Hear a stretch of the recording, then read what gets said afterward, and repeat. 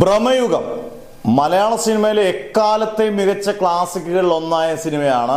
Black and വൈറ്റിൽ തീർത്ത cinema. പ്രധാനമായും 3-4 കഥാപാത്രങ്ങൾ: മമ്മൂട്ടി, അർജുൻ അശോകൻ, സിദ്ധാർത്ഥ് ഭരതൻ.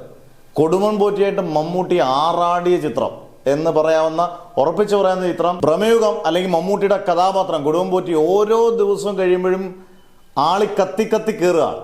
നാളെ അങ്ങ് ഓസ്കാർ വേദിയിലാണ്. ഫെബ്രുവരി 12 എന്ന് പറയുന്ന ദിവസം ഇന്ത്യൻ സിനിമയെ സംബന്ധിച്ചോളം ഏറ്റവും വലിയ പ്രത്യേകതയുള്ള ദിവസമാണ്. കാരണം ഭ്രമയുഗം അവിടെ സ്ക്രീൻ ചെയ്യുകയാണ് ഓസ്കാർ വേദി. ഇതൊരു വലിയൊരു നേട്ടം തന്നെയാണ്.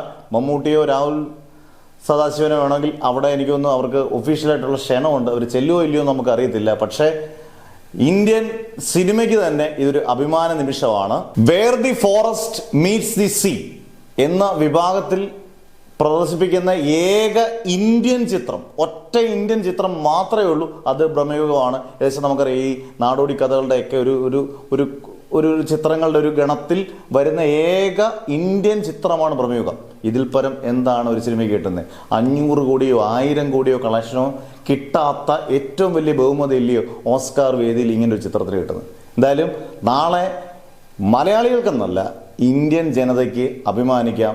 ഭ്രമയുഗത്തിനെ ഓർത്ത്, എൻ്റെ സംവിധായകൻ രാഹുൽ സദാശിവനെ ഓർത്ത്, നമ്മുടെ സ്വന്തം മമ്മൂട്ടിയെ ഓർത്ത്.